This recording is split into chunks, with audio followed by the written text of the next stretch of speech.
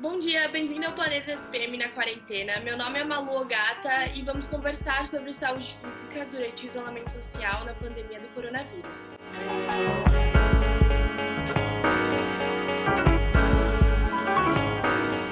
Nosso convidado de hoje é o endocrinologista especialista na área de endocrinologia pediátrica, Tsuneki Katiki.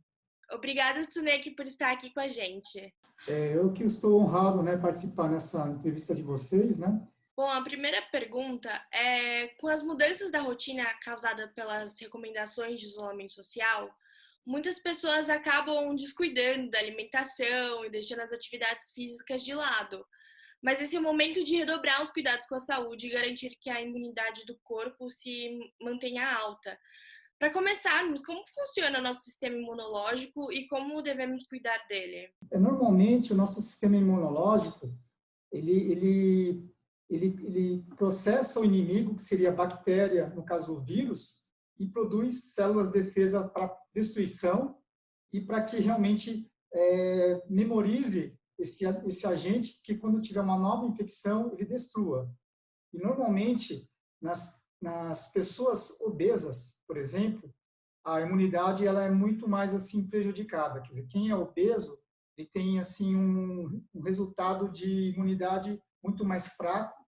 Inclusive as crianças que acabam sendo, as poucas crianças que acabam sendo internadas, grande parte tinha como comorbidade a obesidade. Isso nos Estados Unidos, assim, foi visto que das crianças que ficaram internadas na UTI, por exemplo, lá em Nova York, boa parte tinha obesidade. Então, a obesidade realmente é um fator de risco muito importante, além de diabetes, pressão alta. Mas essa questão de obesidade deve aumentar por causa dessa quarentena. Por quê? Porque a gente está confinado no isolamento e realmente a gente acaba comendo também muito mais assim calorias vazias. E você acha que manter as atividades físicas pode fazer com que as pessoas se mantenham mais saudáveis sem sair de casa? Eu acho que sim, porque a atividade física, além da melhora cardiorrespiratória, né, cardiometabólica, também tem como uma função de diminuição de ansiedade. E a grande questão de você ficar isolado realmente aumenta a questão de ansiedade, depressão. Então, acho que a atividade física também seria até importante na questão da manutenção da saúde mental. Bom, como você falou sobre a ansiedade, nessa pandemia é normal que as pessoas se sintam mais ansiosas, né? A pandemia, no geral, desperta medo e pode causar fome emocional. Como isso pode ser controlado ou amenizado? E acho que a questão é o seguinte, é realmente você manter o foco, né, em relação à atividade física. O problema é que a maioria das pessoas não tem esse foco, né, de fazer exercício frequentemente. Quer dizer, se antigamente, quando a vida era normal, as pessoas não faziam, quer dizer, imagine ficar em casa, né, elas também não vão fazer. Então, acho que a pequena parcela que sempre foi assim, fez exercício, acho que ele estava fazendo de boa, né? Estava realmente adaptando bem a situação. Mas o problema é a grande maioria que antes era sedentário, né? E continua sedentário. Então, assim, para quem faz exercício e continua fazendo exercício, que é focado nesse sentido, acho que não vejo problema. Mas a grande questão é quem é sedentário e começou o exercício físico e como fazer sozinho é complicado, né? Sem motivação, então elas acabam desistindo. Provavelmente eu estou vendo muito no consultório, às vezes eu ainda atendo, né? Eu estou atendendo alguns casos de emergência, tenho visto crianças e adolescentes realmente ganhando muito mais peso do que o normal, justamente por causa do confinamento. Sim. Então, é realmente difícil, mas a gente tem que continuar pelo menos uma rotina, nem que seja uma coisa parcial, né? De não parar de fazer alguma atividade física. Bom, e segundo uma pesquisa realizada pela Cantor Thermometer, a pandemia gerou um grande aumento da demanda por delivery em todo o Brasil. Tem como se alimentar de forma saudável, mesmo pedindo comida de restaurante? Então, na verdade, assim, as comidas que sim, são de restaurante, principalmente de fast food, são comidas com grande teor de carboidrato, né?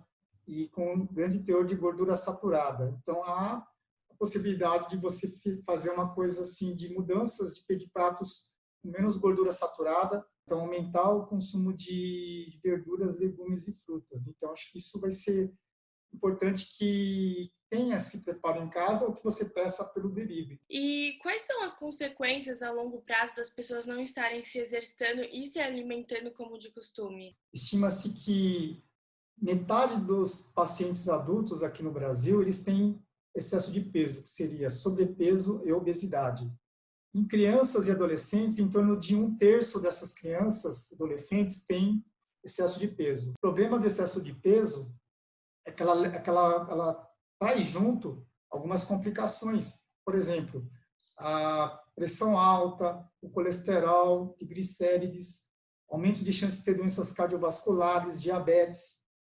E a própria gordura, até voltando naquela pergunta que você fez no começo, a gordura é um tecido que produz muita substância inflamatória. Então, quer dizer, um paciente que é obeso, quando tem contato com alguma infecção, ele reage de uma forma muito pior e menos efetiva em relação ao vírus. E, com certeza, também a questão da obesidade mexe também com a questão emocional, né? Geralmente as pessoas acabam ficando com mais baixa autoestima, aumentam a depressão, né? Então, realmente, você tem que focar muito nessa questão de você não comer muito errado e pelo menos praticar o mínimo de atividade física nessa quarentena, tá? Que é realmente difícil, mas muitas pessoas fazem, mas a maioria acaba não dando continuidade. Muito obrigada, Tunek, por estar aqui com a gente e conversar sobre esse assunto tão importante. Eu que agradeço. Fique em casa, tá? Encerramos aqui nosso segundo episódio da série Quarentena Saudável. Muito obrigada pela audiência e até a próxima.